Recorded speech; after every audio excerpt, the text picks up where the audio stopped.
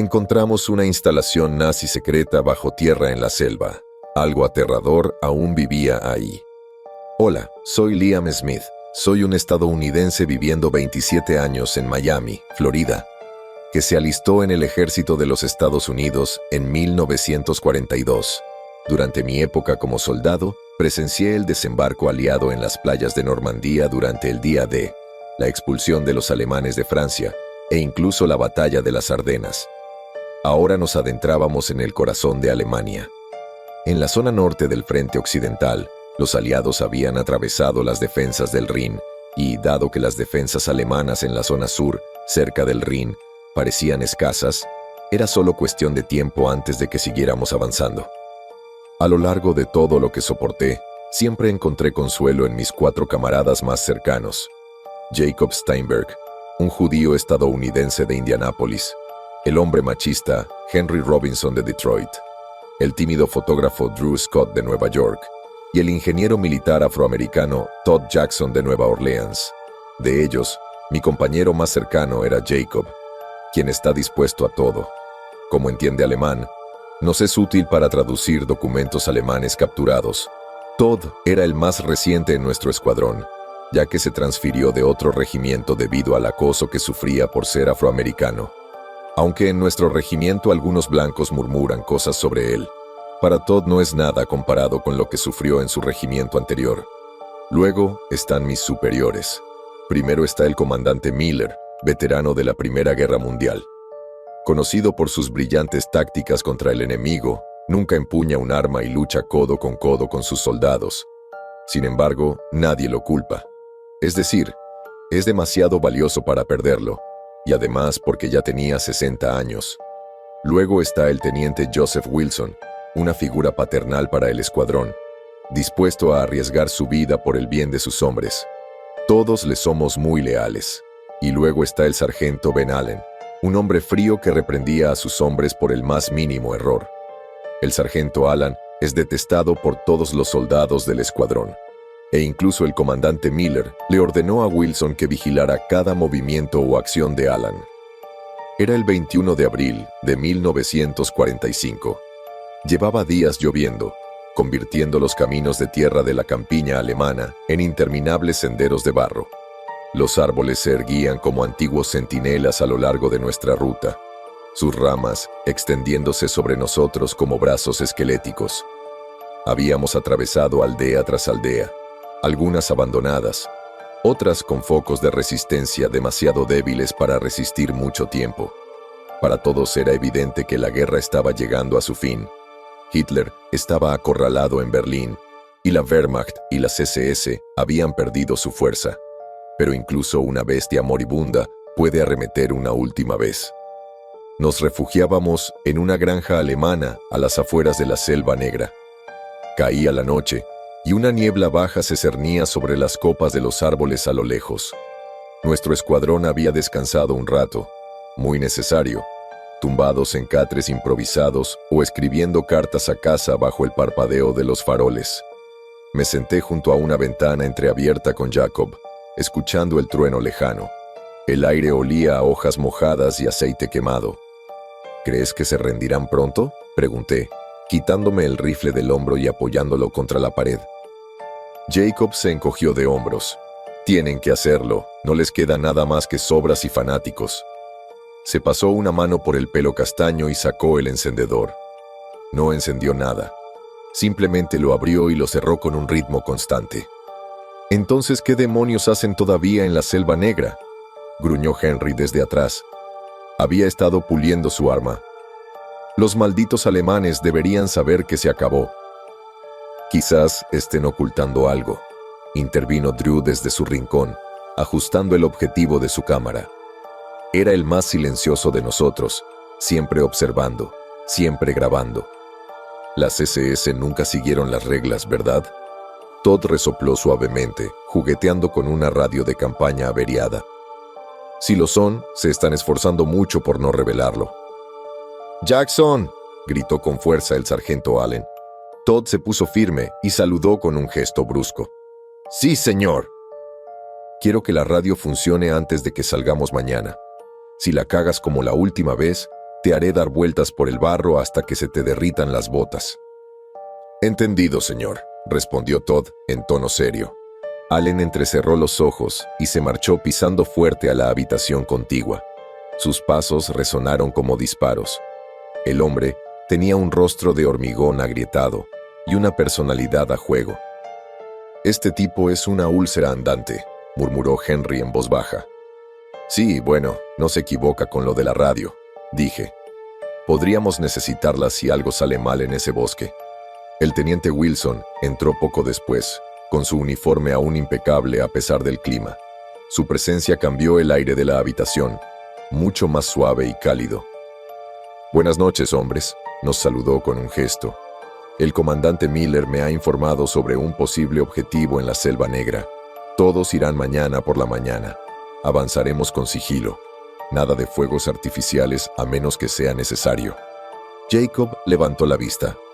«¿Alguna información sobre lo que podríamos encontrar, señor?» Wilson negó lentamente con la cabeza. «Solo rumores. El alto mando cree que podría ser un depósito de armas de última hora o un centro de comunicaciones de las SS. Sea lo que sea, está oculto». «Oculto», repitió Henry. «Eso nunca significa nada bueno». Wilson esbozó una extraña sonrisa. «Por eso envío a los mejores hombres que tengo. No hagas que me arrepienta, Robinson».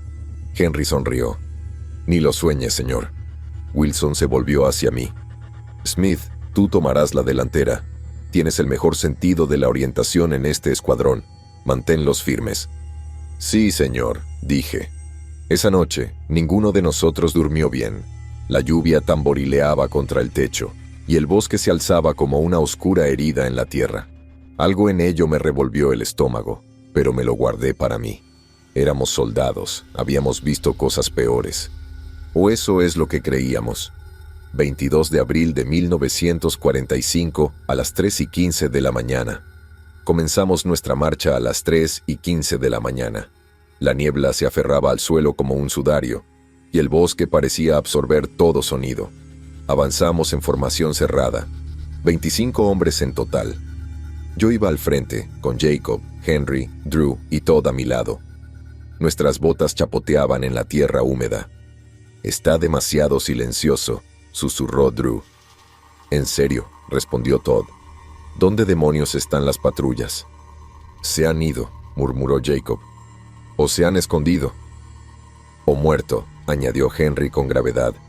A las 5:30 de la mañana, llegamos a la base de una colina que se alzaba como un tumor en la tierra, cubierta de frondosos pinos y rocas irregulares. Al rodear la ladera, vislumbré algo metálico. «Espera», susurré.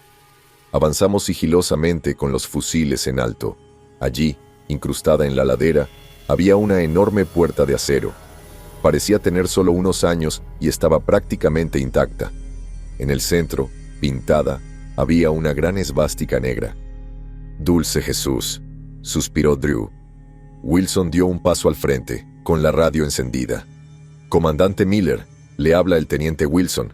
Encontramos una puerta de acero incrustada en la cresta oeste. Está marcada con una esvástica. Solicito permiso para entrar». Hubo una pausa, y luego llegó la voz del hombre, áspera como la grava. «Continúa, Wilson, pero ten cuidado. Solo Dios sabe qué habrán construido esos cabrones ahí». Abrimos la puerta con palancas y fuerza bruta. Se deslizó con un gemido que resonó en el vacío.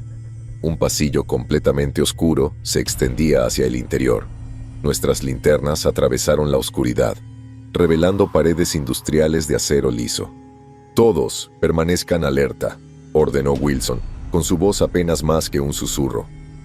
Entramos lentamente, nuestras botas resonando sobre el concreto, mientras movíamos nuestras linternas a través del oscuro corredor que teníamos frente a nosotros. «Me siento como si estuviéramos caminando hacia una maldita tumba», murmuró Henry, sosteniendo su arma en alto y con el dedo cerca del gatillo. «Tienes razón», dije en voz baja. «¿Por qué esconderían algo tan adentro?» Drew intervino desde atrás. «Parece que vamos a entrar en una tumba». «Es una tumba», añadió Jacob con solemnidad, señalando la señal de advertencia pintada en alemán justo encima de la entrada. Sutrit verboten, Eigentum der SS Okkultabteilung. ¿Qué carajo significa eso?, preguntó Todd. Significa prohibida la entrada, propiedad de la división oculta de las SS, respondió Jacob. Nos detuvimos. Wilson se volvió hacia Jacob y arqueó una ceja. ¿Hablas en serio, Steinberg? Jacob asintió con tristeza. Muy en serio, señor. Continuamos más profundamente. Pronto encontramos una sala de generadores, un pequeño cubículo de hormigón con un viejo generador diésel oxidado. Jacob, Todd, miren, señalé el generador. Jacob y Todd lograron encenderla tras un poco de torpeza, inundando el pasillo de tenues bombillas amarillas. Parpadeaban como la luz de una vela en una cripta, pero al menos ya no teníamos que usar las linternas. Bueno, eso ayuda, murmuró Henry. Nos ahorra las pilas de las linternas. Fue entonces cuando vimos lo vacío que estaba el lugar, demasiado vacío. No había cadáveres, no había señales de lucha. Pero el equipo del laboratorio, filas de mesas de acero, estanterías de viales, quemadores químicos, máquinas de escribir alemanas, incluso maletines abiertos llenos de documentos, seguía allí. Era como si todos los alemanes de las instalaciones, científicos o guardias, hubieran desaparecido en plena jornada laboral, como si hubieran salido corriendo. Henry golpeó uno de los armarios y echó un vistazo al interior. ¿Por qué dejarían todo así? Los alemanes suelen ser meticulosos. Jacob hojeó una de las carpetas, entrecerrando los ojos al leer la escritura gótica. Estaban fabricando agentes nerviosos. Algunos de estos no son productos convencionales. Parecen armas psicológicas también, alucinógenos. Mierda, eso ataca la mente, dice Project Schattenherz. ¿Schatten corazón?, preguntó Drew mirando hacia arriba. No, corazón de sombra. Es una traducción libre. Podría significar núcleo negro o núcleo de la oscuridad, según el contexto. Hay algo en la fusión de rituales antiguos con la ciencia moderna, respondió Jacob. No me gusta cómo suena eso, murmuró Todd. Luego llegamos. Una gran habitación con una pancarta nazi colgada en la pared. Rojo, enorme, con la esvástica negra bordada en el centro, como el ojo de algún dios que no parpadea. Jacob dio un paso adelante, con la mandíbula apretada. Metió la mano en el bolsillo y sacó el encendedor que siempre usaba para sus cigarrillos. Lo encendió y acercó la llama a la esquina inferior de la pancarta. Se encendió rápidamente, curvándose y ennegreciéndose como piel seca. La ceniza cayó al suelo y la esvástica se arrugó.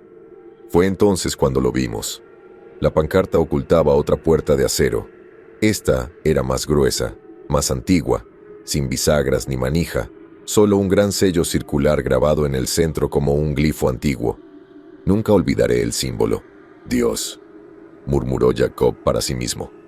Había un gran círculo negro en el centro, rodeado por 3 círculos concéntricos y 12 líneas angulares que formaban una rueda radiante. Runas SS flanqueaban cada lado, y sobre él se encontraba la insignia de la calavera. Sol negro, dijo Jacob, casi en un susurro.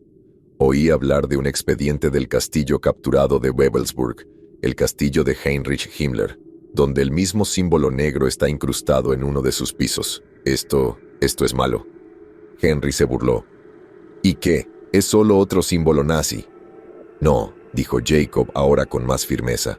Esto no es solo un símbolo, es un sello. ¿Un sello para qué?, pregunté. Jacob no respondió. No tenía por qué hacerlo. Llamamos a Wilson y a Alan. Llegaron enseguida, con las botas golpeando el suelo. Alan, dijo Wilson, asegura el perímetro. Steinberg, ¿qué es esto? Parece una puerta secreta, señor. La vimos después de quemar la pancarta nazi que la cubría. ¿Cómo lo abrimos?, preguntó Wilson. Jacob se encogió de hombros. La puerta no tenía cerraduras visibles ni cerradura, solo el símbolo. Pero Todd estudió la junta de la pared, golpeando el metal con una pequeña herramienta, escuchando atentamente. Aquí hay un relé mecánico. Si puedo puentear el circuito, quizá pueda forzarlo. ¿Estás seguro de que eso es prudente, Jackson?, Zrenia preguntó Wilson. Todd lo miró fijamente. Señor, nada de esto es sabio. Se puso manos a la obra. Saltaron chispas de la caja de herramientas de Todd mientras conectaba cables, cortocircuitaba contactos y retorcía nodos. La puerta emitió un ruido metálico horrible, como el de una tumba al abrirse. Y lentamente empezó a abrirse. Detrás, solo oscuridad. Una larga escalera descendía hacia un vacío oscuro. Los escalones de hormigón estaban resbaladizos por la condensación, o tal vez por algo más. Finalmente llegamos al final de la escalera y vimos que había un pasillo largo y oscuro frente a nosotros. «Dios mío», susurró Drew, levantando la cámara. Tomó una foto. El flash iluminó brevemente un letrero pintado en la pared interior: Laboratorio S. nur für autorisierte SS-Wissenschaftler. Nur das Blut kann uns retten. ¿Qué dice Jacob?, preguntó Drew. Dice, Labo S, solo para científicos autorizados de las SS y... Solo la sangre puede salvarnos, respondió Jacob. Una sensación incómoda recorrió mi columna cuando Jacob dijo esas palabras. Finalmente, Wilson dio la orden. Todos, procedamos con cuidado. Steinberg, Scott, Smith, Robinson, Jackson, Alan, ustedes están conmigo. El resto del escuadrón los seguirá, dividiendo los pasillos. Mientras nos adentrábamos en ese descenso infernal, sentí que la oscuridad nos envolvía como un ataúd. El aire se volvió denso y húmedo. Olía a óxido, a podredumbre y a algo mucho más asqueroso. Incluso Alan, siempre el bastardo inquebrantable, dudó. ¿Sienten eso?, susurró Todd. Sí, respondí, con el sudor empezando a perlarme el cuello. Es como si no estuviéramos solos. Llegamos a la base después de 5 minutos. Una gran antecámara abierta nos dio la bienvenida. Las paredes estaban cubiertas de toscas pinturas al óleo de runas, vetas rojo sangre y estatuas, algunas con forma humana, otras menos. Enfocamos nuestras luces en el mapa fijado a la pared. Era un diagrama de la instalación. Jacob exhaló con fuerza. «Dios». «Dilo ya, Steinberg», ladró Alan en voz baja. «Es un laberinto, se extiende». «Dios mío, kilómetros bajo tierra». «¿Por qué carajos construirían algo tan grande?», preguntó Henry en voz baja. «No solo se escondían de las bombas», murmuré. «Escondían algo más aquí». Finalmente, Wilson ordenó al escuadrón dividirse y recorrer las instalaciones, pero siempre debían mantener la guardia alta. El sargento Alan y nosotros 5, yo, Jacob, Drew, Henry y Todd, tomamos el pasillo derecho. El haz de luz de mi linterna atravesaba la densa penumbra en finas láminas, revelando frías paredes de hormigón cubiertas de condensación. El lugar apestaba a moho, óxido y algo más, un matiz cobrizo y orgánico que me pesaba en la garganta. El aire era denso e inmóvil. No solo olía a rancio, sino que se sentía muerto. Todd caminaba delante de mí, con la linterna baja, iluminando el suelo. Henry estaba a mi izquierda, siempre unos pasos por delante, con el rifle en alto y listo, con su habitual porte arrogante contenido. Drew se quedaba atrás, observando con nerviosismo cada sombra que se cernía sobre las paredes. Jacob, tan silencioso como siempre, sostenía la linterna cerca del pecho. La luz temblorosa delataba la tensión en sus dedos. El sargento Allen cerraba la marcha. No dijo nada. Su rostro era una máscara fría, pero incluso él estaba alerta de una manera que me indicó que este lugar también lo había perturbado. El pasillo era angosto, las paredes de cemento presentaban señales de una construcción apresurada, marcas de arañazos, raspaduras de herramientas e incluso raspaduras de uñas en algunos lugares, como si alguien hubiera sido arrastrado alguna vez. Nuestras botas resonaban débilmente en el suelo, pero de alguna manera parecía como si los sonidos fueran absorbidos casi inmediatamente, devorados por el silencio. Pasamos por almacenes y cámaras laterales, todas vacías, abandonadas, llenas de telarañas y cajas cubiertas de polvo. Algunas cajas estaban destrozadas, y su contenido, frascos de vidrio, jeringas, instrumental quirúrgico oxidado, estaba esparcido por el suelo como los restos de una huida apresurada o Algo más violento. Había una mancha roja en una de las paredes a la altura de los hombros. No era pintura. No dijimos nada al respecto. Seguimos avanzando, cada uno sabiendo que no debía especular en voz alta sobre qué demonios la había causado. Después de unos 15 minutos de avance silencioso, nos topamos con la primera señal de muerte. Todd se quedó paralizado a medio paso y levantó la mano. Nos detuvimos al instante. La luz de su linterna se mantuvo fija en una figura despatarrada en el pasillo justo delante. Al principio, un revoltijo de tela negra y carne gris. Nos acercamos lentamente, con las armas en alto. Llegué primero y me agaché. Lo que quedaba en el suelo había sido un hombre, un guardia de las SS, pero lo que lo había matado no solo lo había matado, lo había desgarrado como un animal salvaje. Su cavidad torácica estaba abierta, con las costillas rotas, que sobresalían como ramas rotas. Su rostro estaba congelado en un grito, con la mandíbula desgarrada en un ángulo antinatural. Le faltaba un ojo. El otro me miraba fijamente. «Dios mío», murmuró Henry, tapándose la boca. «¿Qué demonios hizo eso?» «Esto no fue obra de ninguna bomba», dijo Todd en voz baja, agachándose a mi lado. «No son metralla ni balas». «¿Animales?», preguntó Drew, con su voz apenas por encima de un susurro. «Subterráneo. Esto es otra cosa». Pero a medida que avanzamos, aparecieron más cuerpos. Al final del pasillo, las paredes se oscurecieron. Manchas de sangre seca formaban largas líneas verticales. Encontramos a 3 guardias de las SS más, cada uno peor que el anterior. A uno le arrancaron los brazos por completo, con los tendones aún colgando. A otro le desgarraron la garganta tan profundamente que la cabeza apenas le colgaba. El último era solo un torso, con la sección media cercenada, con la columna vertebral completamente arrancada y arrastrándose como una cola grotesca. El sargento Allen rompió el silencio. «Sigan adelante, ojos arriba». Obedecimos. Nadie discutió, ni siquiera Henry. Ya no había lugar para el ego. Lo que sea que haya causado esto, no mató por necesidad. Mató con un propósito. Cuanto más nos adentrábamos, más sentía que las mismas paredes nos observaban. Empecé a oír cosas, golpes suaves, como clavos sobre acero. 1 o 2 veces, creí ver movimiento a lo lejos, destellos de algo fuera del alcance de mi linterna. Respiraba a borbotones, aunque el aire era húmedo y cálido.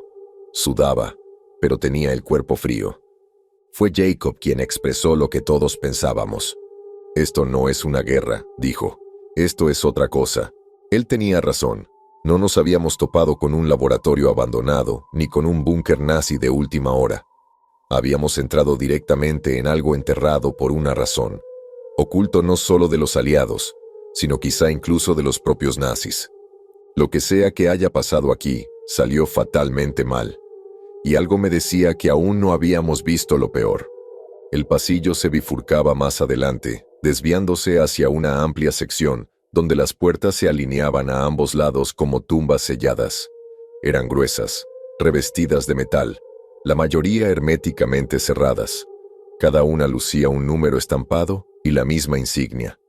Un sol negro, sobre el que se superponía una runa angular que no reconocí. Una rudimentaria fusión de ciencia y misticismo. Me puso los pelos de punta. La primera puerta que encontramos estaba marcada como Labo E4. Henry probó la manija. Cedió tras unos cuantos tirones, abriéndose hacia adentro con un suave silbido al romperse el sello. Lo que encontramos dentro nos dejó paralizados. La habitación era de un blanco estéril amarillento por el tiempo y la decadencia. El óxido se extendía por las esquinas de las paredes como moho rastrero.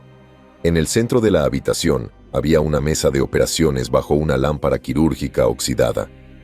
Del techo colgaban cadenas que terminaban en gruesos grilletes cubiertos de sangre seca. La mesa no estaba vacía. Algo esquelético y vagamente humano aún yacía allí atado. No tenía ojos, ni piel. Le faltaba casi toda la parte inferior del cuerpo, pero la caja torácica era anormalmente ancha, como si algo hubiera intentado crecer desde adentro. Habían insertado tubos en los restos. Casi podría jurar que se movía, pero al parpadear, estaba quieto. Jacob habló. «Eso no es anatomía», murmuró. «La anatomía humana no se ve así». No nos quedamos mucho tiempo. Una sola habitación ya era bastante horrorosa, pero había más. En el laboratorio E5 encontramos una pared llena de fotos fijadas en filas ordenadas. Cada foto representaba una etapa diferente de lo que solo podía describirse como una cirugía ritual. Hombres, mujeres e incluso niños yacían en camillas con símbolos grabados en la carne. A algunos les habían extirpado parcialmente el cráneo, dejando expuestos sus cerebros en vida, según las anotaciones escritas en alemán en las fotos. Drew se dio la vuelta y vomitó con fuerza. No podía culparlo. Incluso el sargento Allen estaba más pálido que de costumbre. Los estantes de esa habitación estaban llenos de frascos de vidrio. Dentro flotaban especímenes retorcidos y deformados, órganos con demasiadas cámaras, un feto de 3 ojos, una cabeza arrugada sin boca, solo con 2 párpados grises y temblorosos. En la pared del fondo había diagramas dibujados con tiza en una pizarra. No eran diagramas anatómicos, sino arcanos. Círculos, líneas intersectadas con runas y números, pentagramas con ecuaciones matemáticas superpuestas, algo que unía los rituales con la ciencia. Esto es teología y termodinámica fusionadas, murmuró Jacob mientras las examinaba. Esto no es solo ciencia nazi, esto es ingeniería oculta. En el laboratorio E7 encontramos un pozo. La habitación era más grande que las demás, tenuemente iluminada por el parpadeo de las luces de emergencia que funcionaban a medias. En el centro, una trampilla cuadrada había quedado abierta y conducía a un profundo pozo de hormigón. A su alrededor, había extrañas sujeciones empotradas en el suelo, diseñadas para contener algo grande. En las paredes había marcas grabadas a fuego en el propio hormigón, carbonizadas y negras, símbolos, palabras en latín, runas y lo que parecía escritura enoquiana. Henry se inclinó sobre el pozo e iluminó hacia abajo con su linterna. «Dios», susurró. «Hay arañazos por dentro, como si algo hubiera intentado salir». No quería mirar, pero lo hice de todos modos. Tenía razón. Marcas de garras. Docenas de ellas, algunas tan profundas que podían romper piedra. No vi el fondo. Parecía más una garganta que un pozo, como si el propio búnker se hubiera tragado algo entero. Seguimos adelante, cámara tras cámara. El laboratorio E9 tenía estanterías, filas de ellas, llenas de volúmenes encuadernados a mano con tapas de cuero que sospechosamente parecían piel. La mayoría estaban escritos en latín, pero algunos eran símbolos irreconocibles que brillaban tenuemente al pasar la linterna sobre ellos. En una mesa yacía un cadáver disecado en plena autopsia, con notas detalladas sobre la mesa de al lado. Las recogí. La letra era limpia. Las palabras describían algo nacido sin alma, diseñado para albergar algo más. Eingefäß. «¿Qué significa Eingefäß, Jacob?», pregunté. «Un vaso», respondió Jacob. «Y creo que un vaso humano». «No tiene sentido», susurró Drew a mis espaldas. «¿Cómo demonios llegaron tan lejos bajo tierra? Esto es más que una simple guerra. Es todo un sistema de creencias». Jacob no le respondió a Drew. Estaba observando los símbolos de las paredes con una intensidad que no me gustó. Seguimos. Laboratorio E11. Laboratorio E13. Cada uno más grotesco que el anterior. Uno estaba lleno de carretes de audio y grabadoras. Jacob puso uno brevemente. Una mujer gritaba, una y otra vez, a un ritmo perfecto. Luego silencio. Luego cánticos profundos, guturales e inhumanos. En otro, encontramos catres y camas para los científicos que trabajaban allí. Algunos estaban destrozados por dentro. La sangre en las paredes deletreaba algo en un alemán irregular. «Aún vive». Nadie dijo nada después de eso. Simplemente nos movimos, más silenciosos, más lentos. Para cuando llegamos al final del pasillo, las habitaciones ya no estaban marcadas con números, solo símbolos, garabateados con carbón, grabados a fuego en el metal. Había una última puerta, más grande que las demás, reforzada, de esas que se usan para sellar algo dentro o fuera. Jacob dio un paso adelante.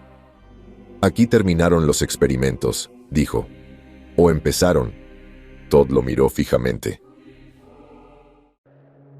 ¿Qué quieres decir? No respondió. En cambio, apretó la mano contra la puerta, como si buscara algo más allá. Allen revisó su arma. Vamos a entrar. Ninguno de nosotros estaba preparado para lo que nos esperaba más allá, pero aún así, lo abrimos. La última puerta crujió al abrirse. Más allá no había una habitación más, era un pasillo. El techo se elevaba alto, perdido en la oscuridad. Pasarelas metálicas zigzagueaban por encima, y el aire olía a cobre podrido y hierro húmedo. Las paredes latían con un calor que no provenía de maquinaria ni de luz. Se sentía vivo. Entramos con cautela, con las armas en alto. Las luces parpadeaban con más intensidad que en otros lugares. De alguna manera, esta parte del laboratorio S conservaba energía. Focos empotrados en el techo iluminaban estaciones específicas. Bancos de trabajo, círculos rituales, quirófanos y tanques de vidrio a lo largo de la pared del fondo, llenos de un fluido turbio. En el centro se alzaba una enorme losa de piedra, rodeada de círculos concéntricos tallados en el suelo. Diseños geométricos superpuestos, mitad ocultistas, mitad mecánicos. Las runas se entretejían con extrañas anotaciones técnicas, símbolos junto a valores de voltaje, sigilos asignados a frecuencias de onda, runas emparejadas con lo que parecían esquemas de radio. Y en el centro de todo, sobre un pedestal de mármol blanco hueso, había un cuaderno de cuero negro. Jacob se sintió atraído por él de inmediato. No lo dudó. Lo cogió, levantó lentamente la portada y comenzó a leer en voz alta. Hablaba en voz baja, fruncía el ceño y sus ojos recorrían las páginas. Lo escribió un tal doctor, Magnus Erhard Weiss, SS Obersturmführer, científico ocultista jefe de la división Ahnenerbe, Einheit Schwarze Krone, Unidad Corona Negra. Tragó saliva. Es mitad diario, mitad compendio de fórmulas. Nos reunimos a su alrededor mientras él nos leía en voz alta lo siguiente. Nuestros experimentos en transfusión vibracional han superado las limitaciones de la biología humana.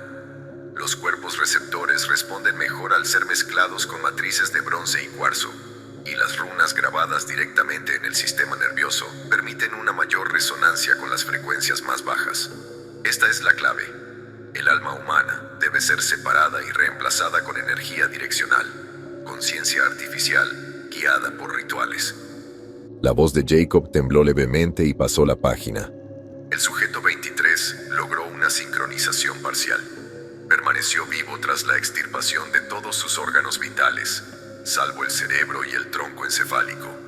Al ser colocado dentro del tercer sello, pronunció una palabra en un idioma que ninguno de nosotros conocía, y todas las luces de la cámara se apagaron al instante.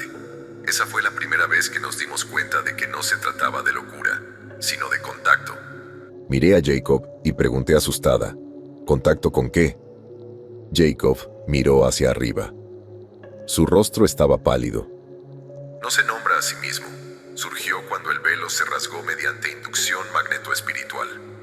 Utiliza la sangre como medio conductor y el sonido como guía. Llama desde lo más profundo del mundo. Necesita vasos. La sangre amplifica la resonancia. Hizo otra pausa. Luego, más páginas. El sujeto final, Gotthard Traeger Eins, portador de Dios Uno, fue preparado desde su concepción. Nació en la oscuridad. Se alimentó de ceniza y médula. Fue tallado con 88 runas antes de su primer aliento. Lo atamos en la 9ª cámara. Abrió los ojos y escuchamos el coro a través del acero. No voces, gritos al revés. Nadie habló. Jacob se volvió hacia las últimas entradas, con manos temblorosas. La bestia se inquieta. No hay contención que la sostenga. Habla ahora en nuestros sueños, infectando a los científicos. Uno intentó abrirle la puerta. Le disparamos. Se rió en nuestras cabezas. No tiene hambre de comida, solo sangre. Sangre inagotable y violenta. Cuanto más bebe, más recuerda. Su nombre no es para bocas, pero ahora recuerda. Jacob dudó y pasó a la última página. Sus ojos se abrieron de par en par. «Está escrito con otra mano», murmuró. La letra es errática, como si la hubieran garabateado con pánico. Lo leyó lentamente. «Ya salió. Fracasamos. La corona negra está destrozada. La sangre la llama. La bestia no puede ser asesinada. Se alimenta sin cesar. Por favor, si encuentras esto, por el amor de Dios». Jacob se detuvo. Miró al final de la página. Su voz se redujo a un susurro mientras traducía la última línea, escrita en un alemán manchado, aún húmedo con copos de sangre seca. «Es maldita cosa, aún está aquí. Si ves esto, corre, ese monstruo sigue aquí», murmuró Jacob en voz baja. Nadie respiraba. En algún lugar, en lo profundo del pasillo, detrás de nosotros, oímos un movimiento metálico. Luego, el leve e inconfundible sonido de pasos húmedos. No eran zapatos, no eran botas, estaban descalzos, pesados, como si lo que los había hecho tuviera más de 2 piernas.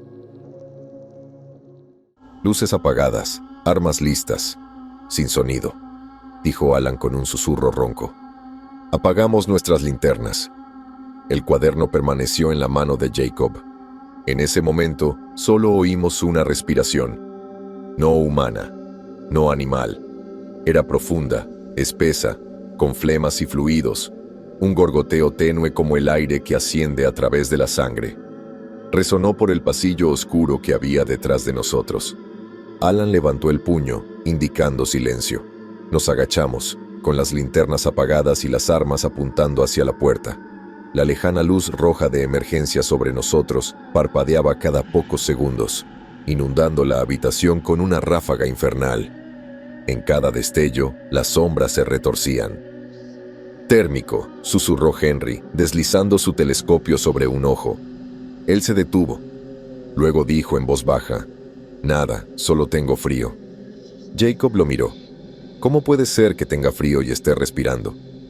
Fue entonces cuando el sonido de la respiración cambió. Se hizo más profundo, más lento. No era un patrón respiratorio, sino una imitación. Nos había oído respirar. Intentaba imitarlo. Un sonido chirriante resonó por el pasillo, como garras rastrillando el hormigón. Luego, silencio. Esperamos. 1 minuto, 2. Entonces, ¡boom! Todo el laboratorio se estremeció. La puerta por la que habíamos entrado se cerró de golpe, sola. Alan habló en voz baja y rápida a la vez. «No vamos a esperar a que nos eliminen. Despejaremos este laboratorio y buscaremos otra salida. Si alguien se mueve que no sea de nosotros, disparen». Avanzamos, rápidos y silenciosos por la vasta cámara, sorteando tanques destrozados, equipo ritual volcado y andamios de acero destrozados. Pasamos por una sala con una mirilla. Había sido destrozada por dentro. Dentro, una silla de operaciones estaba atornillada al suelo, con las correas rotas colgando de los reposabrazos. La sangre manchaba las paredes a zarpazos.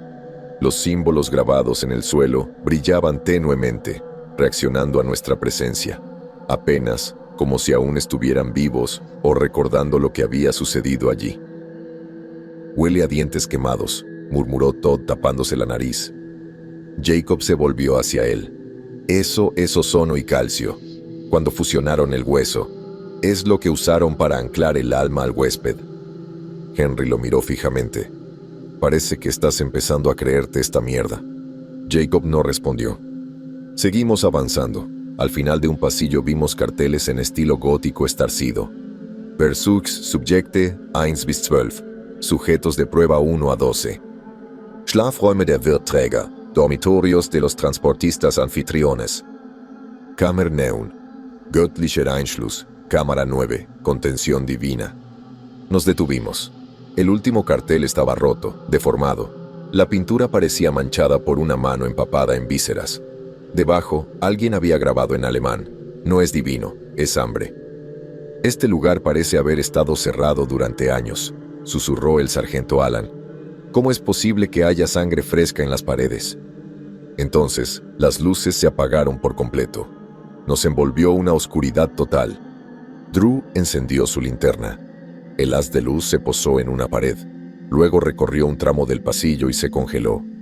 Algo se había movido. Vimos una extremidad, no, una forma, desaparecer por una esquina. Alta. Incorrecto. Se había doblado para encajar en el techo del pasillo. Su piel se veía húmeda, pálida y llena de cicatrices con sigilos ennegrecidos. Sin ojos, pero con un rostro. Una mandíbula larga y sin labios. Y algo parecido a cuernos o quizás ramas, fusionados a su cráneo. ¿Tenía costillas por fuera?, murmuró Henry. Pero no respondimos, corrimos, nos siguió. No con el caos de un animal. Esta cosa nos acechaba. Quería que nos moviéramos y nos dividáramos. Las páginas del cuaderno de Jacob revoloteaban mientras huíamos por pasillos oscuros. Detrás de nosotros, oímos el metal retorcerse, el crujido de las puertas y luego gritos, tenues y lejanos. Entramos en un pasillo más estrecho, marcado únicamente por un número grabado en la pared. 9. La cámara de contención divina. Se alzaba frente a nosotros, una puerta circular con forma de bóveda de 8 centímetros de grosor, rasgada desde dentro. Las paredes tenían marcas de garras, pero no estaban rayadas. Estaban talladas a propósito. Palabras, frases, todo en latín, alemán, incluso en símbolos que no podíamos identificar. En el centro de la cámara había un círculo negro manchado con una gruesa costra de sangre seca. Del techo colgaban cadenas rotas. Las runas bajo ellas estaban agrietadas, arañadas por algo atrapado en su interior. Estábamos parados en una jaula. Jacob volvió a levantar el cuaderno. Aquí nació. Aquí lo alimentaron. Rituales con sangre de presos políticos. Resonancia traumática forzada. Repetición de asesinatos para saturar el recipiente. Cada muerte lo fortalecía. Querían crear un arca viviente para algo incomprensible. Un contenedor para algo más antiguo que el mito. La voz de Todd sonó ronca. ¿Sigue aquí? Jacob pasó una página. No, dijo. No se queda en ningún sitio. Se mueve por el laboratorio, a través de las runas y de la sangre. Algo susurró. No en voz alta. Dentro de nosotros. Drew cayó de rodillas, gritando y agarrándose la cabeza. Puso los ojos en blanco. Y en el aire olíamos a podredumbre. Carne que nunca había conocido sepultura. Apuntamos nuestras armas. Una figura apareció en la oscuridad, alta, silenciosa, observando. Luego se movió. En el momento en que la figura se movió, fue como si el mundo mismo se estremeciera. Era increíblemente alto, casi tocaba el techo, pero no caminaba. Se deslizaba sobre el frío suelo de hormigón con un silencio que me dio escalofríos. Su piel parecía tensa sobre huesos que se retorcían en ángulos antinaturales, pálidos como cera muerta, marcados con sigilos oscuros que latían débilmente en la penumbra. Lo que al principio pensé que eran cuernos, eran más bien ramas, torcidas y afiladas, que se extendían desde su cráneo como una corona retorcida. Su rostro, si es que así se le puede llamar, era un vacío de pesadilla, un hueco con las cuencas vacías, pero de alguna manera podía sentirlo observándome. Tragué saliva con fuerza y ajusté el arma. Alto el fuego hasta que se acerque. Pero Henry no esperó. Disparó una ráfaga de su Thompson. Las balas atravesaron el costado de la criatura con un repugnante crujido húmedo, pero ésta apenas se inmutó. En cambio, se giró hacia él, y juro que vi una sonrisa abrirse paso en el vacío donde debería haber estado su boca. Un sonido como de tela rasgada, y algo húmedo y vivo salió de ella. Drew volvió a gritar, agarrándose la cabeza, como si la presencia de la criatura le invadiera la mente. «Quítamela de encima, quítamela de encima». Swingó, tambaleándose hacia atrás, contra la pared. Lo agarré antes de que cayera. «Drew, reacciona». La voz de Todd resonó. «No es solo físico. Esto está dentro de nuestras cabezas». Alan ladraba órdenes, intentando mantenernos unidos, pero la criatura era implacable. Se abalanzó sobre Alan, quien apenas la esquivó. El aire olía a azufre y descomposición. Jacob, temblando pero concentrado, susurró: «Se alimenta de nuestro miedo.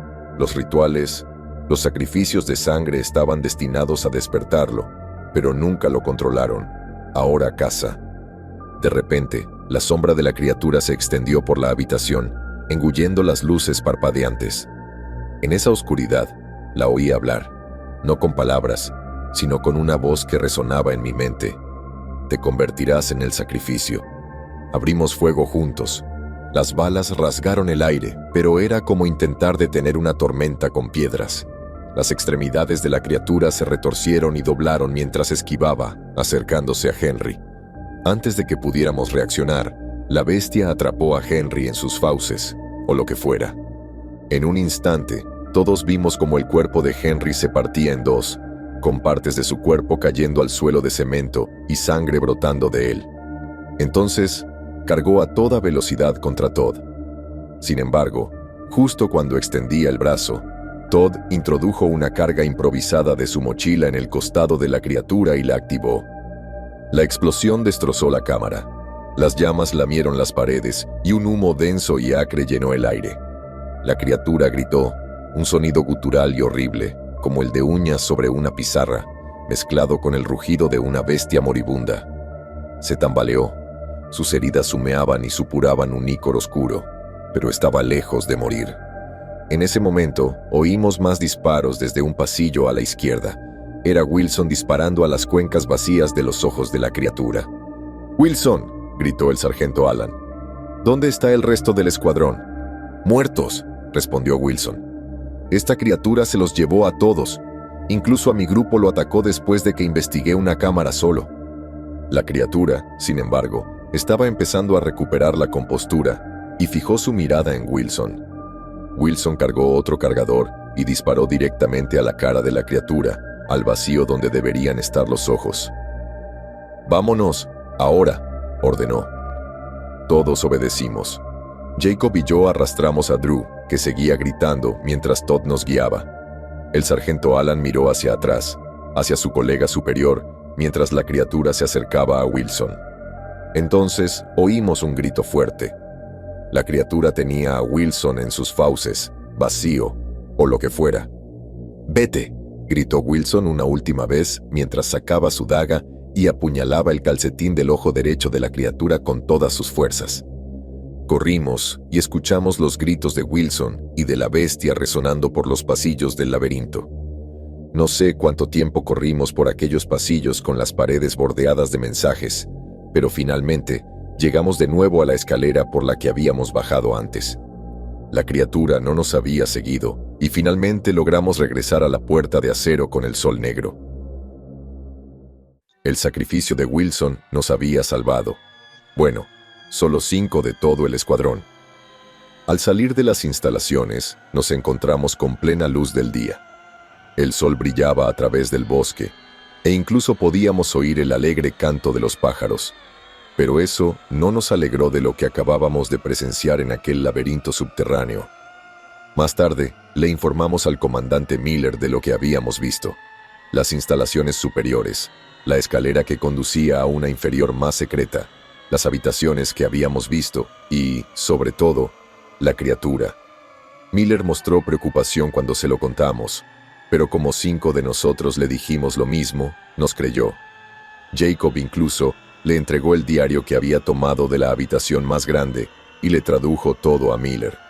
Miller preguntó si Drew había tomado fotos de la bestia, pero Drew estaba paralizado por el miedo y la conmoción, ya que no podía quitarse de la cabeza las voces que le había dicho antes.